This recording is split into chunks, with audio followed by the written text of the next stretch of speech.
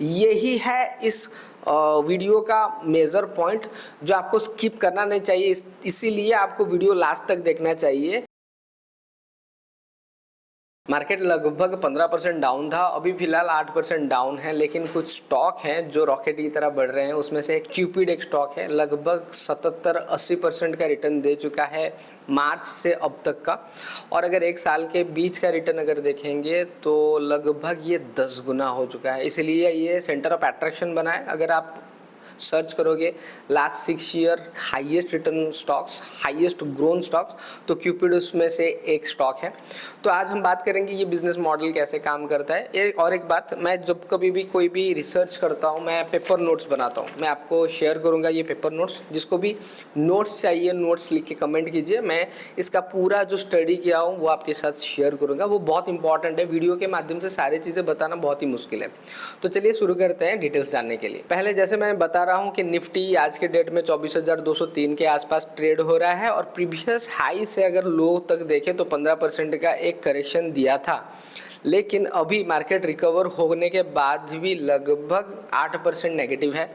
और उसी के चलते हम अगर क्यूपिड के बारे में देखें तो जैसे मैंने बताया ये वीकली चार्ट है, मार्च 16 से लेके अभी तक लगभग 77% का रिटर्न दे चुका है। और अगर अगले साल के बारे में बात करें अप्रैल मई के बाद, तो यहाँ तक लगभग 900%, मतलब 10 गुना बढ़ गया। इसके पीछे का वजह जानेंगे कि ये बिजनेस कैसे काम करता है, तब जाके आपको क्लैरिटी मिलेगा कि स्टॉक को खरीदने से पहले क्या क्या चीज़ें आपको देखना चाहिए। आप अगर सेल्फ लर्नर हो, खुद से स्टॉक ट्रेड करना चाहते हो। अगर क्यूपिड के बारे में बात करें तो 1993 में इसको बनाया गया था। इस कंपनी के बारे में जाने, इनका सबसे बड़ा जो प्रोडक्ट है वो है कॉन्डम्स, और ये मेल और फीमेल दोनों के कॉन्डम्स बनाते हैं। ये जनरल चीज़ें हैं जो हमको समझना चाहिए, और ज़्यादातर लोगों को पता है कि ये दोनों चीज़ों में ही ये काम करते हैं। लेकिन इसको अलावा इनका और भी है, जैसे कि IVD किट्स ये बनाते हैं। इसके साथ ऑयल मार्केट में भी काम करते हैं, जैसे कि जो हम स्किन केयर ऑयल्स लगाते हैं, उसके साथ डिओड्रेंट और टैल्कम पाउडर्स भी अभी शुरू किए हैं। ये हो गया इनका मैक्सिमम जो सारे प्रोडक्ट्स हैं इनके ऊपर बेस्ड हैं, और ज़्यादातर ये कॉन्डम्स के ऊपर ही फोकस कर रहे हैं। और इनका जो एक्सपांसन चल रहा है अभी यही कॉन्डम के ऊपर ही चल रहा है। अगर प्री क्वालिफिकेशन के बारे में बात करें तो WHO, यूनाइटेड नेशन का पॉपुलेशन रिलेटेड जो फंड है उसके ऊपर ये भी प्री क्वालिफाइड है। अभी अगर मैन्युफैक्चरिंग कैपेसिटी देखें तो इनका 450 मिलियन पीसेस ये एनुअली बनाते हैं मेल कॉन्डम में, और फीमेल में 2 मिलियन पीसेस बनाते हैं पर एनम। ठीक है, ये बहुत ज़्यादा है।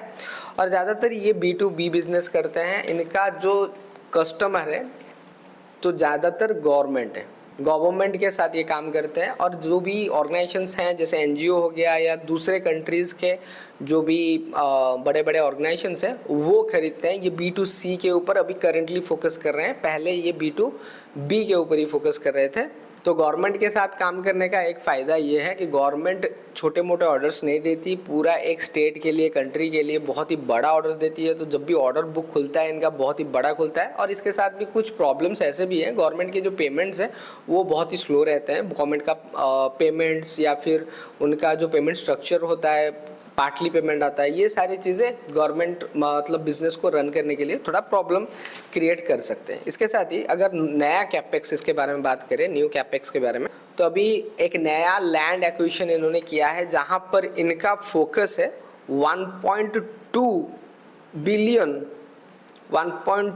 बिलियन मेल कंडम्स बनाने का प्रोडक्शन यूनिट, और उसके साथ ही 1.25 मिलियन फीमेल कंडम्स ये बनाने जा रहे हैं। तो ये बड़ा ही एक बड़ा कैपेक्स है, प्रोडक्शन कैपेसिटी बढ़ेगा। और इसके साथ ही इस कैपेक्स से कंपनी का प्रोडक्शन कैपेसिटी बढ़ेगा। जब कभी भी कोई कंपनी अपना कैपेक्स बढ़ाती है तो उनका क्लैरिटी रहता है आने वाले समय में कंजप्शन ज़्यादा होने वाला है, इनका प्रोडक्ट ज़्यादा डिमांड होने वाला है, तभी जाके ऐसे स्टेप्स उठाते हैं। उसके साथ ही नया कैपेक्स और कोलैबोरेशन अगर बात करें तो सऊदी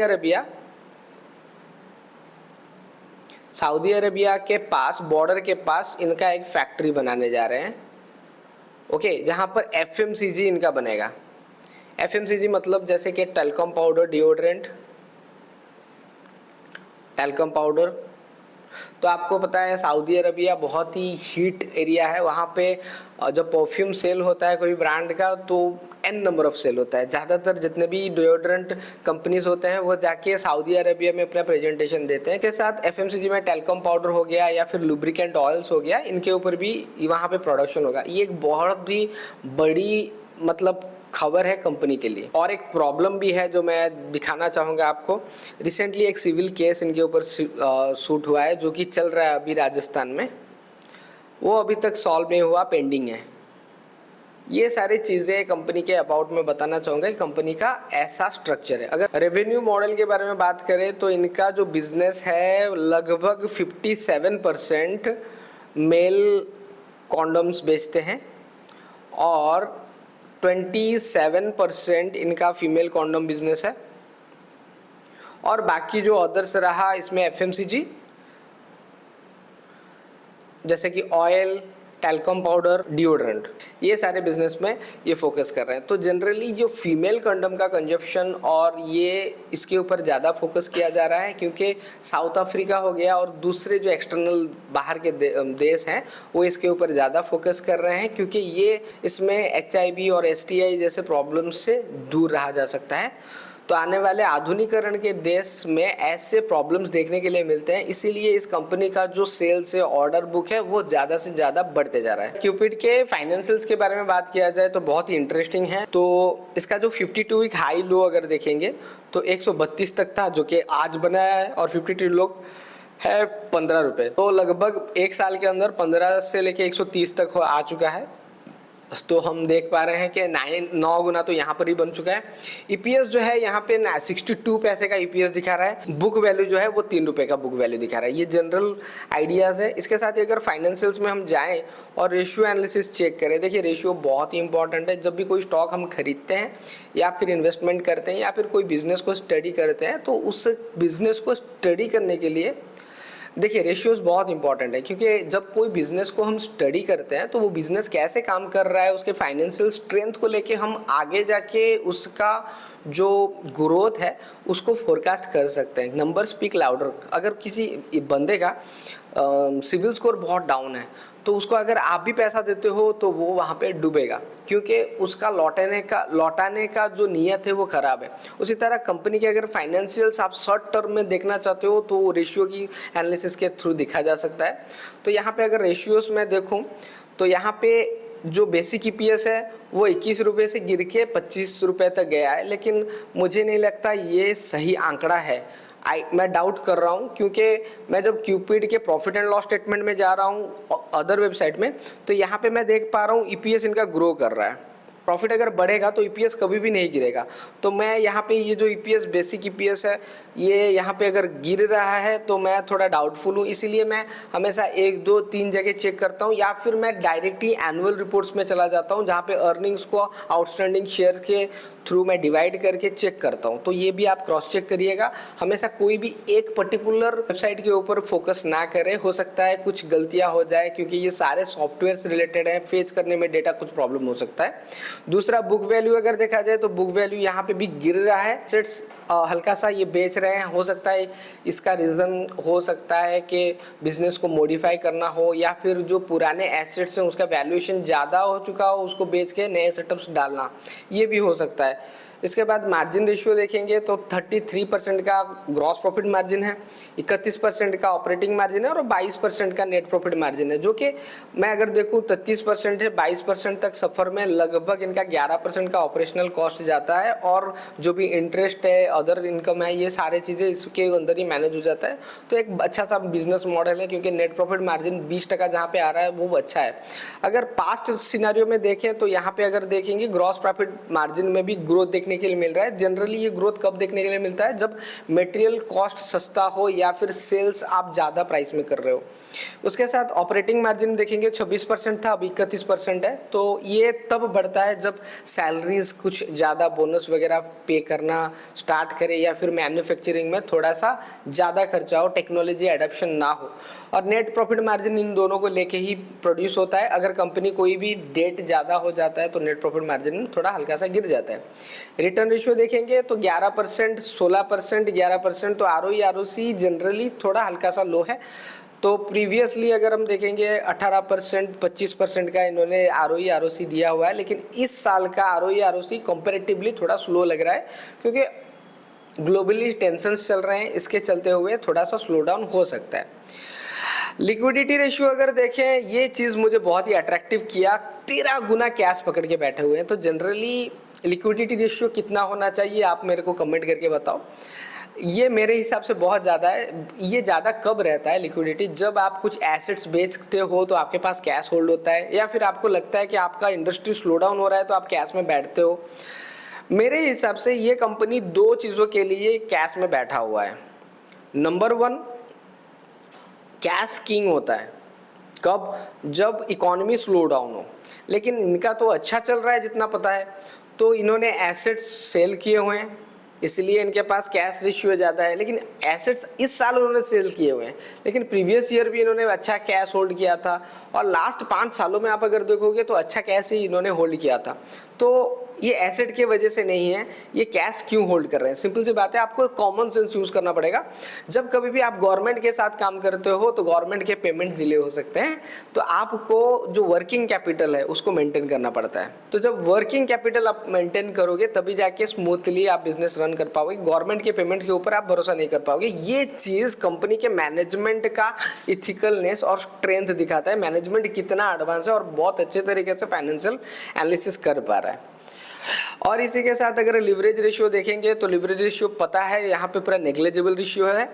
और टर्नओवर वैल्यूएशन रेशियो ये मैं नहीं देखता, क्योंकि टर्नओवर सेल्स के ऊपर डिपेंड करता है और सेल्स इकोनॉमी और ब्रांड के ऊपर फोकस्ड है। हम दूसरे चैप्टर में चलते हैं, प्रॉफिट एंड लॉस स्टेटमेंट में देखेंगे। तो प्रॉफिट एंड लॉस स्टेटमेंट 2014 में ये 20 करोड़ 44 करोड़ का सेल करता था, अभी 300 करोड़, लगभग 10 गुना इनका सेल्स बढ़ गया है लास्ट 12 सालों में। अगर ऑपरेटिंग मार्जिन देखें तो 10%, 29%, 40% का था, अभी एवरेज वही 23 से अब बढ़ के 37% के रिटर्न में आया हुआ है। जो 2016-17 में जो मार्जिन वो क्रिएट कर रहे थे, अभी फिलहाल वही मार्जिन इस साल बनाने की चांसेस है। इसके साथ अगर हम देखेंगे इंटरेस्ट ये पे नहीं कर रहा है, मतलब लोन्स नहीं है, नेग्लिजिबल है। और फाइनली नेट प्रॉफिट में अगर देखेंगे, नेट प्रॉफिट में बड़ा जंप, डबल जंप आया है। तो ये एक कारण हो सकता है शेयर प्राइस का बढ़ने का, लेकिन जो एक्चुअल रीज़न है वो आके जाके पता चलेगा। अगर बैलेंस शीट देखेंगे तो बैलेंस शीट के ऊपर, रेशियो एनालिसिस के ऊपर और प्रॉफिट एंड लॉस के ऊपर मैं ऑलरेडी एक कोर्स डिज़ाइन कर चुका हूँ, ऑनलाइन में है, रिकॉर्डेड क्लासेस है। आप उस ऑनलाइन में है, आप लोग ज्वाइन कर सकते हो, उसको पढ़ सकते हो, तभी जाके आप कोई भी शेयर खरीदते हो तो इस तरह से एनालिसिस कर सकते हो। मैं आपको प्राइस को और ये फाइनेंशियल्स को कंपैरिजन नहीं कर पाऊंगा, क्योंकि मैं सेबी रजिस्टर्ड नहीं हूँ आपको एडवाइस करने के लिए। मैं सिर्फ बिजनेस मॉडल और फाइनेंशियल्स आपको बता रहा हूँ। लेकिन आगे जाके आप कोई भी स्टॉक खरीदने जाते हो या फिर इन्वेस्ट करना चाहते हो या फिर स्टडी करना चाहते हो, तो पहले उस बिजनेस मॉडल को समझना बहुत इंपॉर्टेंट है। उसके फाइनेंशियल्स कैसे होने पर उस कंपनी को एडवांटेजेस मिलेंगे, इसको जानना बहुत इंपॉर्टेंट है। तो बैलेंस शीट मुझे अच्छा नहीं लग रहा है, बहुत ही डाइल्यूटेड है। रिजर्व बड़ा है क्योंकि उन्होंने एसेट्स सेल किया हुआ है। इसका एक मैं क्लैरिटी दे सकता हूँ एसेट सेल्स का। अगर आप देखोगे इन्वेस्टिंग कैश फ्लो, यहाँ पे पॉजिटिव इन्वेस्टिंग कैश फ्लो है। अगर मैं यहाँ पे इसको ओपन करता हूँ तो क्लैरिटी है, यहाँ पे 50 करोड़ का इन्होंने इन्वेस्टमेंट सोल्ड किया हुआ है। तो जनरली ये एक अच्छा सिम्टम नहीं होता, लेकिन कंपनी बीच बीच में क्या करती है, जब भी कोई कंपनी बहुत सारा इन्वेस्टमेंट किए होते हैं छोटे छोटे जगह पर और उसका वैल्यूएशन बहुत ज़्यादा बढ़ जाता है, वो पैसा वो निकालते हैं, वो इन्वेस्टमेंट वो सोल्ड आउट करते हैं। वो इन्वेस्टमेंट होता है, वो एसेट्स नहीं होता। वो इन्वेस्टमेंट निकाल के वो शेयर होल्डर के साथ शेयर करते हैं। अब बारी आती है जो फाइनल बात, ये शेयर क्यों इतना बड़ा है, कंपनी क्यों इतना अट्रैक्टिव लग रहा है, इसके पीछे का रीज़न आप सुन के हैरान हो जाओगे। यही है इस वीडियो का मेजर पॉइंट जो आपको स्किप करना नहीं चाहिए, इसीलिए आपको वीडियो लास्ट तक देखना चाहिए। कुछ प्रॉफिट करती है तो डिविडेंड देती है, लेकिन कंपनी जब भी अपना इन्वेस्टमेंट सोल्ड आउट करती है और बहुत बड़ा पैसा बनाती है, वहाँ पर वो बोनस देती है, एक शेयर में एक शेयर फ्री। यहाँ पे तो कमाल हो गया, 4:1 के रेशियो में ये बोनस दे रही है। मतलब एक शेयर जिसके पास है उसको 4 शेयर्स मिलेंगे। मतलब आपने अगर 15 रुपये का एक शेयर खरीदा था, अभी आपके पास हो जाएगा कितना, 5 शेयर्स हो जाएगा। तो अगर 5 शेयर्स हो जाएगा तो कितना वो बढ़ गया, आपका 5 गुना वैल्यू बढ़ गया। तो यही बेनिफिट लेने के लिए लोग इस शेयर को खरीदते जा रहे हैं। और ऐसे जब प्राइस बढ़ता है या गिरता है, मैं प्राइस के ऊपर कमेंट नहीं करूंगा, ये आपका डिसीजन है या फिर आपके पास जो भी एडवाइज़र है उनके साथ आप डिस्कशन करें। लेकिन मैं वजह बता रहा हूँ, कभी भी कोई अनाउंसमेंट आता है, गुड न्यूज़ आता है या फिर कंपनी को भी डिविडेंड देती है, बोनस देती है कोई भी कंपनी, तभी जाके शेयर प्राइसेस में ऐसे तेज़ी देखने के लिए मिलता है। तो ये जो बोनस अनाउंसमेंट है ये भी मैं आपको दिखा देता हूँ, कौन से एरिया में आपको पता चल पाएगा कि कैसे आप पता कर पाओगे। तो 29 जनवरी को 2026 इन्होंने अनाउंसमेंट किया है कि ये बोनस इशू होगा। एक्स बोनस डेट इन्होंने मेंशन किया हुआ है कि 9 मार्च के बाद से जो कोई भी अपना शेयर्स होल्ड किया होगा उनको बोनस दिया जाएगा। तो ये था बिजनेस एनालिसिस क्यूपिड का। अगर आपको इसका जो मैंने हैंड नोट बनाया है उसका पीडीएफ चाहिए तो आप नीचे कमेंट करिए क्यूपिड पीडीएफ। मैं आपको देखिए इस वीडियो के माध्यम से जितना मैं हो सका उतना ही शेयर कर पाया। बहुत सारी चीज़ें हैं जो मैंने अपने हैंड राइट नोट में शेयर किए हुए हैं, उसके डिटेल्स आपको अगर चाहिए तो क्यूपिड पीडीएफ लिख के कमेंट कीजिए, मैं आपको मैसेज करूंगा। व्हाट्सअप के माध्यम से मैं आपके साथ पीडीएफ शेयर करूंगा। मेरा व्हाट्सअप नंबर ये है, इस नंबर पर भी आप मुझे मैसेज कर सकते हो, तो मैं इसका पीडीएफ आपके साथ शेयर करूंगा। अगर और कुछ कंपनी है जिसके ऊपर आपको हैंड नोट चाहिए मेरे, तो कमेंट में ज़रूर बताएं, उसके ऊपर भी मैं वीडियो बनाऊंगा। अगर वीडियो ना बना पाऊँ तो हल्का सा एक हैंड नोट बना के आपके साथ शेयर करूंगा। Thank you very much.